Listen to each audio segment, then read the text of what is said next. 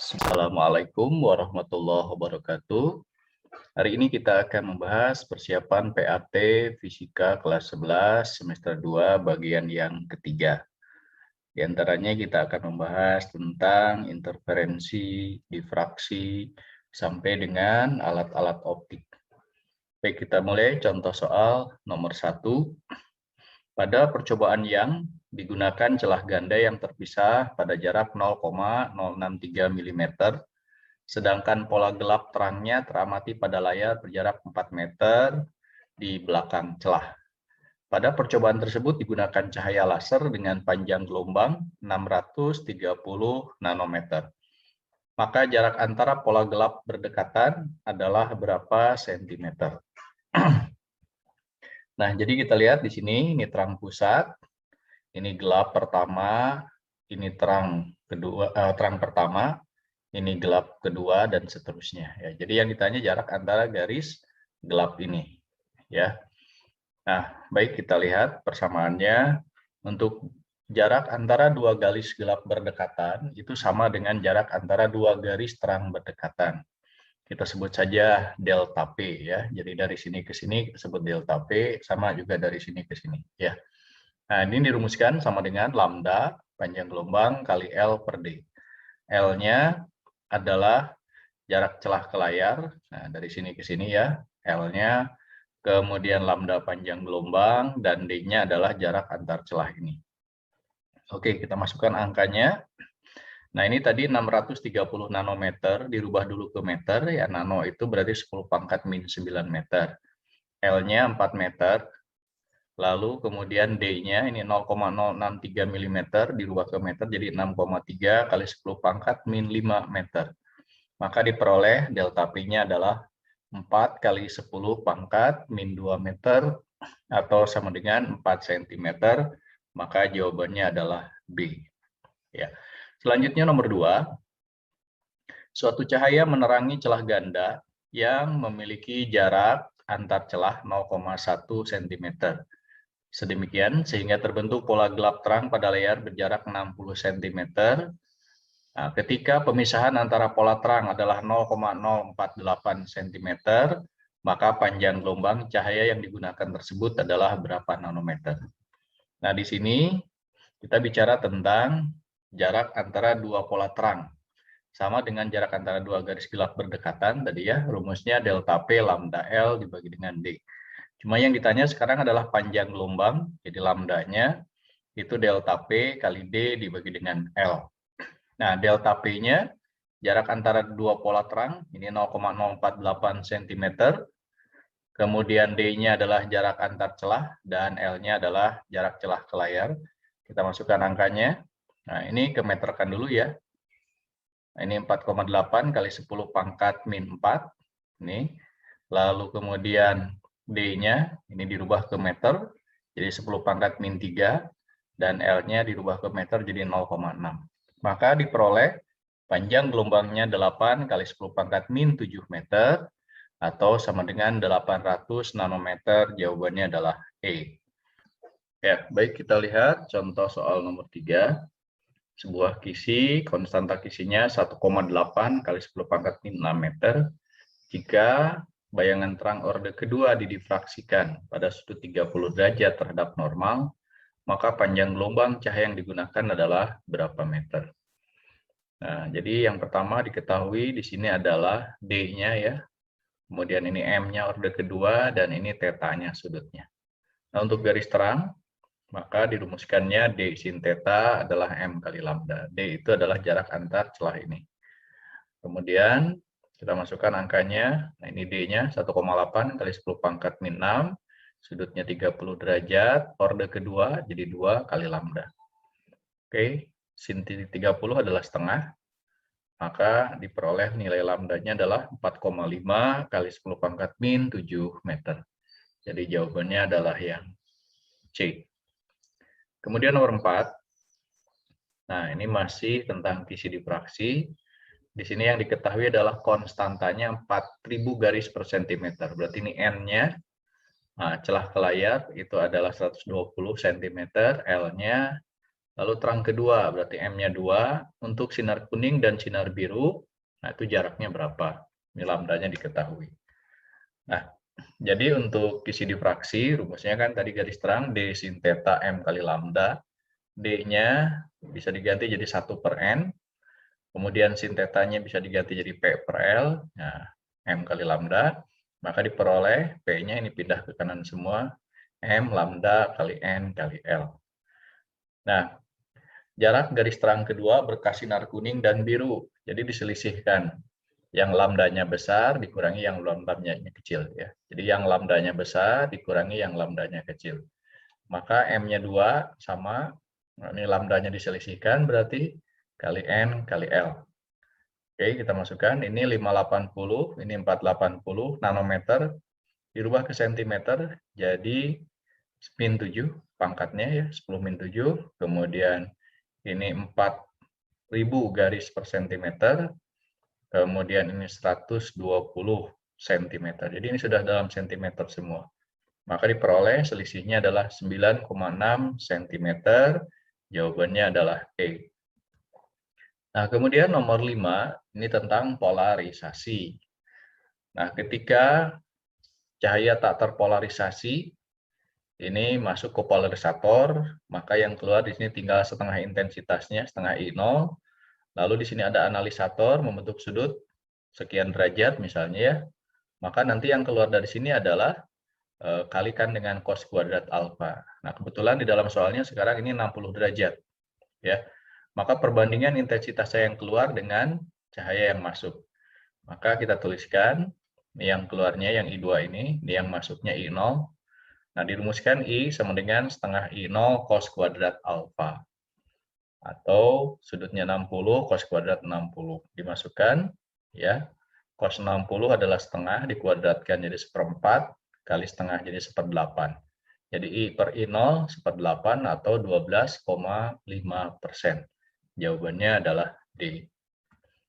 Lalu nomor 6, ini masih tentang polarisasi. Sekarang ada 3 polarisatornya disusun.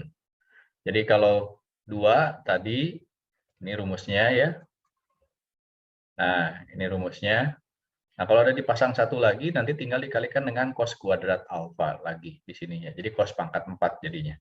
Maka untuk nomor 6, karena ada 3 polarisatornya, maka di sini dikalikan cos kuadrat alfa lagi. Jadi setengah I0 cos kuadrat kali cos kuadrat alfa. Jadi cos pangkat 4 alfa. Nah, yang masuknya adalah 1/3 intensitas yang datang. Jadi 1/3 I0. Nah, I0-nya bisa dicoret, maka diperoleh cos pangkat 4 alfanya 1/16 ya. Atau cos alfanya sama dengan setengah, berarti alfanya adalah 60 derajat, jadi jawabannya adalah D. Lalu nomor 7, ini tentang mata. Nah, jika kuat lensa kacamata seseorang adalah 2 dioptri. Nah, positif berarti dia rabun dekat. Ya. Nah, orang tersebut masih dapat melihat dengan jelas benda-benda yang terletak di belakang jarak baca normalnya pada jarak berapa sentimeter. Nah, jadi kalau tidak menggunakan kacamata, di sini bayangannya ada di belakang retina. Sehingga supaya ada di retina, maju ke depan, di sini dipasang sebuah lensa cembung. Sebuah lensa cembung ya. Maka persamaannya, nah untuk rabun dekat itu, kekuatan kacamata itu sama dengan 100 dibagi 25. Nah, 25 untuk supaya bisa melihat dengan normal. Dikurangi 100 dibagi punktum proksimum atau titik dekat mata orang tersebut. Gitu ya. Nah, kita masukkan nih kekuatan lensanya itu 2 dioptri. Nah, ini 4 dikurangi 100 dibagi pp. Jadi 100 per pp pindah ruas ya, 4 dikurangi 2 tinggal 2, maka pp-nya sama dengan 50 cm. Jadi kalau tidak menggunakan kacamata, dia bisa membaca pada jarak 50 cm. Kurang dari 50 cm tidak bisa dibaca dengan baik. Maka jawabannya adalah E. Nah, kemudian nomor 8. Nah, kalau ini ada 2. Jadi dia paling jauh dapat melihatnya 1 meter, paling dekatnya adalah 40 cm. Berarti ini rabun jauh dan ini adalah rabun dekat. Agar orang tersebut dapat melihat dengan normal pada jarak jauh dan tak hingga, dan juga pada jarak dekat 25 cm. Orang tersebut harus menggunakan kacamata dengan ukuran, nah berarti ini kacamatanya harus bifokal atau rangkap untuk melihat jauh dan melihat dekat. Ya, oke, yang pertama untuk rabun jauhnya dulu. Jadi ketika tidak menggunakan kacamata, ini ada jatuh di depan retina. Supaya mundur ke belakang, dipasang lensa negatif. Nah, persamaannya kekuatan lensa yang dibutuhkan itu adalah sebetulnya ini 100 dibagi tahingga, jadi sama dengan 0. Min 100 dibagi PR, titik jauh matanya. Ya, nah kita tinggal masukkan PR-nya kan 1 meter atau 100 cm. Ini kalau dinyatakan dalam sentimeter ya, kalau dalam meter boleh langsung 1 per PR. Maka diperoleh hasilnya min 1 dioptri. Kemudian untuk melihat dekat, nah PP-nya itu adalah 40 cm. Kalau orang normal kan 25. Supaya bisa melihat seperti orang normal ya 100 per 25, berarti ini 4, ini 100 per 40. Nah, oke, jadi 4, ini 100 dibagi 40 kan 2,5. Jadi hasilnya adalah plus 1,5 dioptri. Jadi dia harus menggunakan kacamata rangkap atau bifokal dengan kekuatan lensa min 1 dioptri dan plus 1,5 dioptri. Maka jawabannya adalah C. Kemudian berikutnya kita masuk ke soal mikroskop. Ya. Nah, ini pembentukan bayangannya ditanya perbesaran dan panjang mikroskop. Di sini tidak disebutkan berakomodasi atau tanpa akomodasi, tapi kita bisa simpulkan dari gambar. Nah, ini sinarnya sejajar. Jadi kalau sinarnya yang terakhir ini adalah sejajar, berarti bayangan akhir ada di jauh tahingga. Berarti pengamatannya adalah tanpa akomodasi. Nah, kalau tanpa akomodasi, maka perbesaran mikroskopnya dituliskan. Nah, ini adalah perbesaran objektif dikali dengan perbesaran okuler.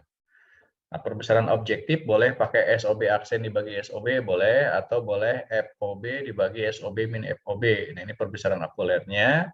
Ini SN per FOK untuk perbesaran okulernya. Ini perbesaran objektif, dan ini perbesaran okulernya. Nah, tanpa akomodasi. Ya, kalau berakomodasi maksimum, di sini tinggal ditambahkan plus 1. Ya, tinggal kita masukkan. Nah, ini fokusnya 2. Ya, lalu SOB-nya 2,2. Dimasukkan. Ya, 2 dibagi 2,2 dikurangi 2 kan ini 0,2 nih. 2 dibagi 0,2 jadi 10. Ini 25 dibagi 5, fokusnya 5. Jadi 5. 5 kali 10 jadi 50 kali perbesarannya.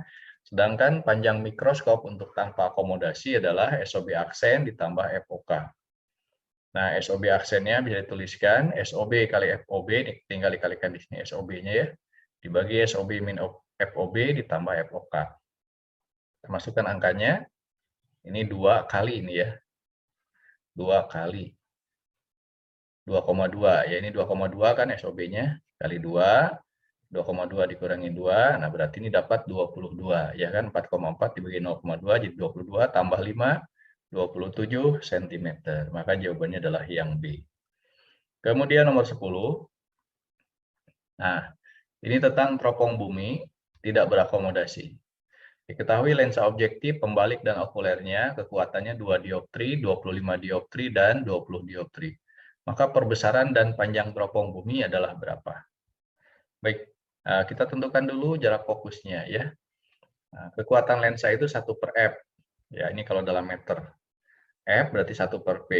Jadi 1 per 2 untuk objektif, fokusnya 0,5. Untuk pembalik 1 per 25, jadi 0,04 ini kan. Kemudian untuk lensa okulernya jadi 1 per 20, 0,05 meter. Kemudian perbesarannya M, nah boleh FOB dibagi FOK atau POK dibagi POB boleh. Ya, kalau pakai FOB berarti pakainya yang ini, 0,5 dibagi 0,05, 10. Atau mau POK dibagi POB, POK-nya 20 dibagi 2, POB-nya 10 kali. Panjangnya, nah lihat berarti ini FOB tambah 4 fokus pembalik ditambah dengan FOK. Ya, tinggal kita masukkan. Ini 0,5, FOB-nya, pembaliknya 0,04 kali 4, ditambah 0,05 sama dengan 0,71 meter. Maka jawabannya adalah B. Oke, nah Semoga bermanfaat. Jangan lupa like, share, and subscribe. Terima kasih atas perhatiannya. Wassalamualaikum warahmatullahi wabarakatuh.